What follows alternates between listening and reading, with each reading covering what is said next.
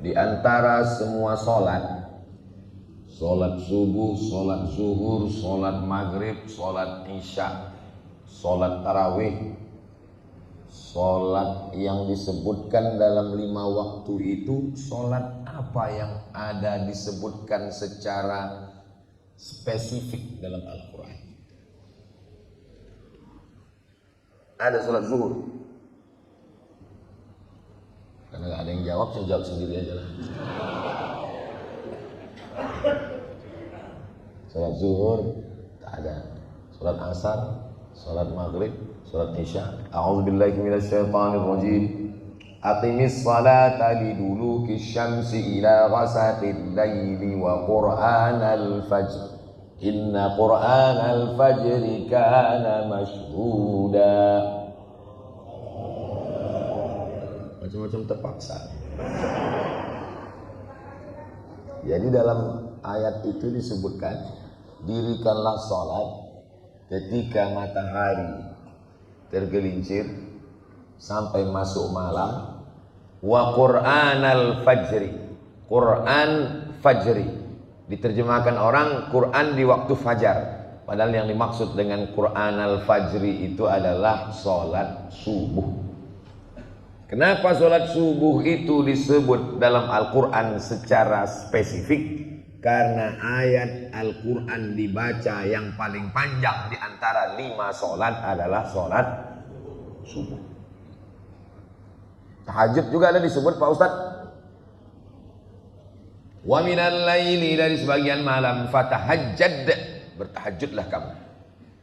Nafilatan lak, sebagai amal tambahan. Asa ayyab'asaka rabbuka maqaman mahmuda. Mudah-mudahan dengan tahajud itu engkau akan ditempatkan Allah maqaman mahmuda. Maqaman mahmuda artinya tempat yang terpuji, bukan tempatnya mama-mama muda. Kenapa tahajud disebutkan? Karena di antara sholat-sholat sunat yang paling panjang bacaan ayat Qur'annya adalah sholat tahajud. Berapa ayat? Hatta tatafattara qadamahu, sampai bengkak kaki Nabi Muhammad sallallahu alaihi wasallam, saking lama tegaknya. Kenapa tegaknya lama? Karena ayatnya paling panjang. Apa yang saya maksudkan? Bahwa salat menjadi disebutkan di dalam Quran karena ayatnya panjang. Salat sunat tahajud, salat wajibnya subuh. Muharram, Safar, Rabiul Awal, Rabiul Akhir, Jumadil Awal, Jumadil Akhir, Rajab, Sya'ban, Ramadan, Syawal, Zulqa'dah, Zulhijjah, Januari, Februari, Maret, Agustus, Desember. Bulan apa yang ada disebutkan dalam Al-Quran? Syahrul Ramadan alladzi unzila fihil Quran. Satu-satunya nama bulan yang disebutkan dalam Al-Quran, bulan Ramadan. Mengapa bulan Ramadan? Karena bulan Ramadan bulan turun ya. Salat subuh karena ayat paling panjang. Salat tahajud karena ayat paling panjang. Bulan Ramadan karena bulan itu dia turun. Air putih. Kenapa tiba-tiba Ustaz ingat air putih baru datang? Setelah diperiksa melalui mikroskop paling canggih di dunia, ternyata air putih ini ya putih. Setelah dibacakan ayat-ayat Al-Quran, maka muncullah molekul-molekul cahaya bergambar bunga persegi 8. Bisa dilihat Pak Ustaz? Kalau tak percaya lihat aja. Gak kelihatan Pak Ustaz? Lihat di handphone. Buka www.google.com. Tulis di situ The Miracle of Water. Tulisannya Pak Ustaz, Miracle of Water. Maka di sana akan nampak molekul cahaya yang muncul ketika dibacakan ayat-ayat Al-Qur'an. Yang menguji, yang ngetes malah bukan orang Islam, orang Jepang. Dia mau melihat apa respon air terhadap bacaan ayat Al-Quran. Salat subuh disebut karena ayatnya paling panjang. Salat tahajud disebut karena ayatnya paling panjang. Bulan Ramadan disebut karena bulan Ramadan dia turun. Air berubah, molekul cahaya muncul, kristal cantik indah. Karena ayat-ayat Al-Quran. Air merespon. Maka judul kita, hidup mulia bersama Al-Quran. Jadi manusia ini, di badannya ini cairan. Karena sampai hari ini belum ada manusia ketika jatuh sobek kulitnya yang keluar kabel, itu belum ada. Kecuali dia Robocop sama Transformer. Kalau jatuh keluar darah. Darah itu minyak atau air? Air. Makanya air itu merespon ketika dibacakan ayat-ayat Al-Quran. 3 liter air dalam tubuhnya ini, kalau tumpah dia kekurangan darah, mati. Lalu kemudian habis, hilang. Jantung berdegup, berdetak, menyemburkan darah. Darah itu air. Air itu merespon ketika dibacakan ayat-ayat Al-Quran. Makanya ketika kita bangun pertama kali dan kita sholat tahajud, ayat Quran banyak supaya darah itu berubah menjadi positif. Begitu juga dengan tahajud, begitu juga dengan subuh, ayatnya juga yang paling panjang supaya nanti saat melewati menjalani hari Selasa. Selasa ini betul. Saking lamanya saya sudah keluar nih, lupa hari apa udah. Maka hari Selasa ini insya Allah, karena kita tadi dibacakan ayat yang panjang oleh imam kita, maka kita pun bersemangat. Maka kalau ada orang yang diganggu jin, kerasukan setan, apa dibacakan? Ayat Quran. Belum pernah ada orang kerasukan setan dinyanyikan lagu dangdut. Allahu la ilaha illa huwal hayyul qayyum, la ta'khudhuhu sinatun wa la nawm, lahu ma fis samawati wa ma fil ardh, man alladhi yashfa'u 'indahu illa bi'idhnihi, ya'lamu ma bayna aydihim wa ma khalfahum, wa la yuhituna bi shay'in min 'ilmihi illa bima sha'a, wasi'a kursiyyuhu as-samawati wal ardh, ولا يؤوده حفظهما وهو العلي العظيم. Kenapa Ustaz bacakan terus? Mana tahu ada yang kerasukan setan. Setannya keluar, merespon dia. Makanya itu dibaca habis sholat subuh, dibaca habis sholat zuhur, dibaca habis sholat asar, dibaca habis sholat maghrib. Seminim-minimnya habis subuh sama habis maghrib. Kenapa? Habis subuh awal hari, habis maghrib awal malam. Dibaca dari awal hari, dijaga sampai petang hari. Dijaga dari dibaca awal malam, dijaga sampai akhir malam. Nyambung antara subuh ke maghrib, maghrib ke subuh. Begitulah Allah menurunkan. Bukan mantra, bukan bim salah bim abrakadabra, tapi yang diturunkan adalah wa nunazzilu minal Qur'an. Kami turunkan Al-Quran ma huwa syifaa, sebagai obat terhadap masalah-masalah kehidupan. Orang yang stres, orang yang depresi, bingung terhadap hidup, akhirnya pergi ke tempat bersemedi, tempat bermeditasi. Disuruh pejam mata, mendengar suara gemerici air dan kicau burung, yang semuanya bukan, nggak ada burungnya, cuma suaranya aja, macam sarang walet. Disuruh tarik nafas, tarik, tahan, keluar dari bawah. Kita tidak diajarkan demikian. Kita disuruh kalau susah hati, gunlah gulana, ambil air wudhu, buka Al-Quran, membaca dengan aturan nafas seperti yang diajarkan guru-guru kita. Tak boleh mencuri nafas. Ada wakafnya, ada ibtidaknya, ada idghamnya, ada gunnahnya, ada qalqalahnya, ada mendengungnya. A'udzu billahi minasy syaithanir rajim. Bismillahirrahmanirrahim. Was-samaa'i wat-tariq. Wa ma adraka mat-tariq. An-najmus saqib. In kullu nafsin lamma 'alaiha hafiz. Falyanzuril insanu mimma khuliq. Lama-lama titik-titik itu pun bergerak, dia pun tertidur. Alhamdulillah Ustaz Somad, sejak saya baca Quran ini cepat sekali saya tertidur. Sebelumnya jam 2 malam pun mata saya berkedip-kedip, nggak bisa tidur, kena penyakit insomnia. Makan obat tidur 3 papan, seminggu baru bangun. Makanya kalau ada di antara jamaah ini yang tertidur, itu berarti ustadz berhasil menanamkan ketenangan di dalam hati jamaah. Bapak Ibu yang dimuliakan Allah Subhanahu wa taala, yang semua saya sebutkan itu tadi bagi orang yang tidak percaya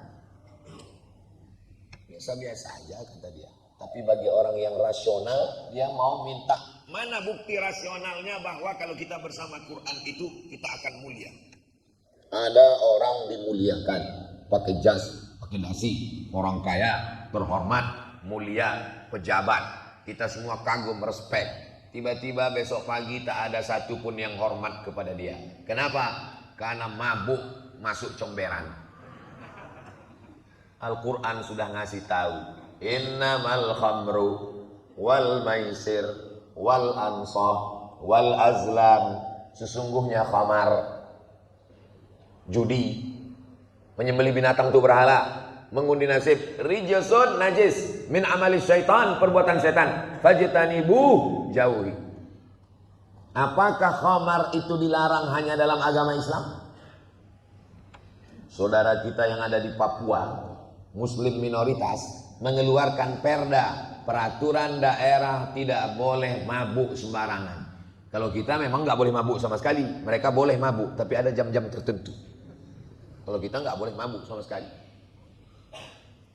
Di Barat, kalau ada orang nyetir, mau artis, mau orang kaya, mau pejabat nyetir, di stop, lalu kemudian dicek, mulutnya bau alkohol, masuk penjara. Kenapa? Mobilnya kan mobil dia, yang mabuk kan dia. Apa bahayanya? Memang betul.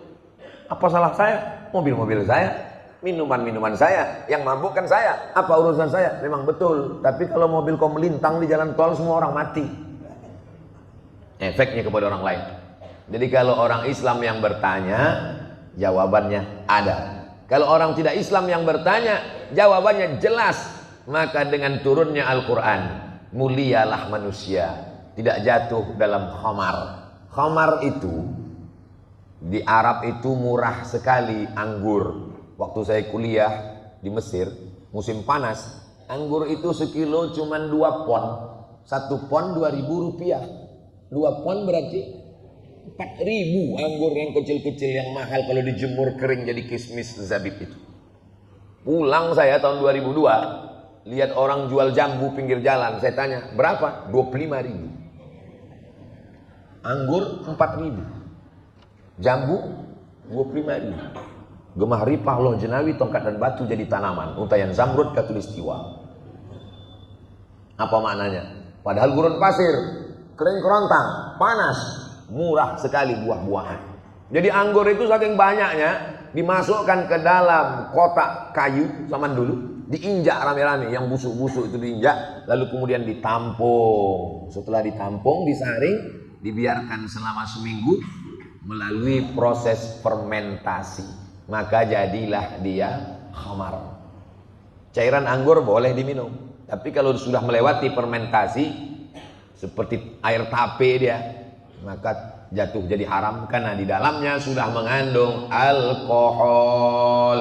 Bukan bahasa Arab. Alkohol, almari, alpokat itu bukan bahasa Arab. Apalagi aluminium.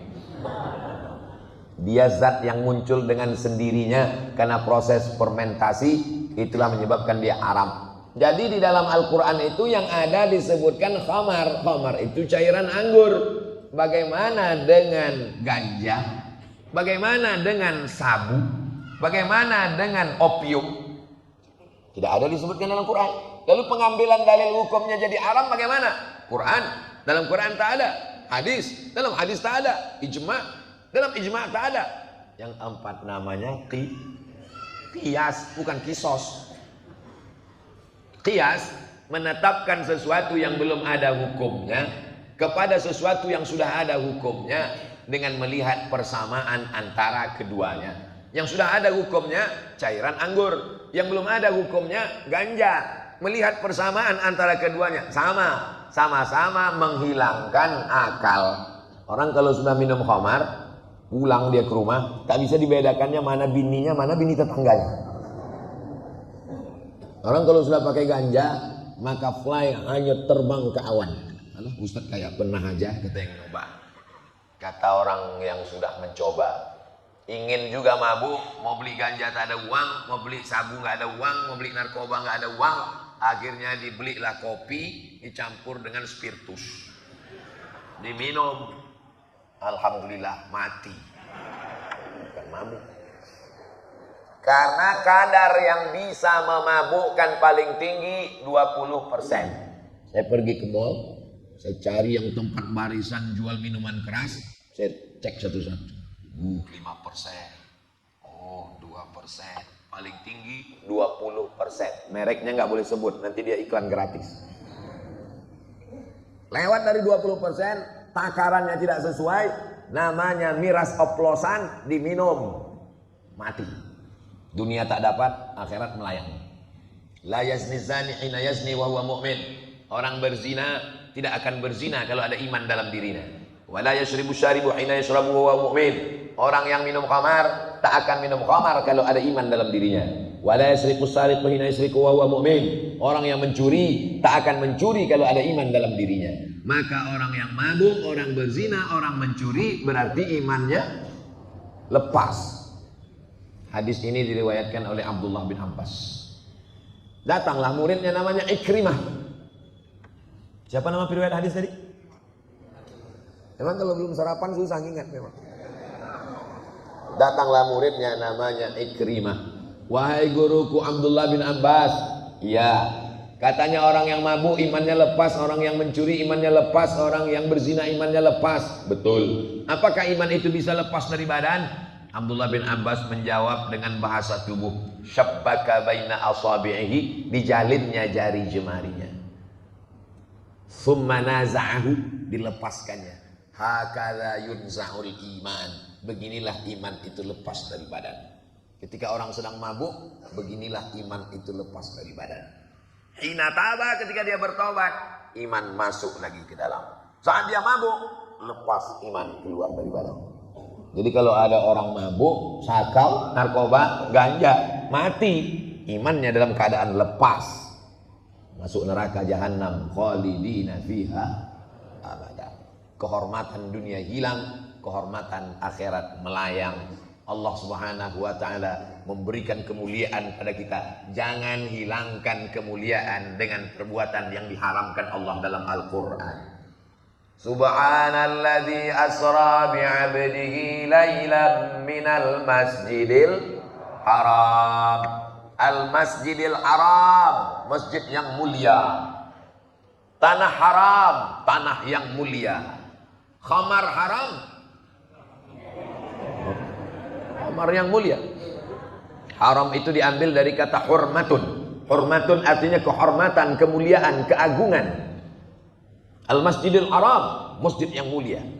Ini tanah haram, jangan macam-macam, tanah mulia. Khamar haram, khamar mulia. Maksudnya kalau diminum maka hilanglah kehormatan orang. Saat belum minum dia dihormati. Begitu dia sudah minum, senyum sendiri, ketawa sendiri. Saya awalnya saya respect dengan bapak itu dulu Pak Ustaz. Hormat sekali saya. Sejak ketemu mabuk, ente kok bisa ketemu? Sebetulnya kami sama-sama mabuk. Sejak itu saya kurang hormat saya Pak Ustaz. Sama Ustaz pun saya hormat karena sama Ustaz nggak mabuk inilah. Kalau Ustaz mabuk pun saya nggak hormat lagi kata dia. Rupanya dia pun ngomong tuh sedang mabuk juga. Bapak Ibu yang dimuliakan Allah Subhanahu wa taala. La taqrabuz zina. Janganlah kamu dekati zina. Khamar jelas innamal khamru. Tapi kalau zina tadi bunyi ayatnya lain. La taqrabuz zina, jangan dekati zina. Ya ayatnya tidak mengatakan jangan berzina. La taqrabuz zina.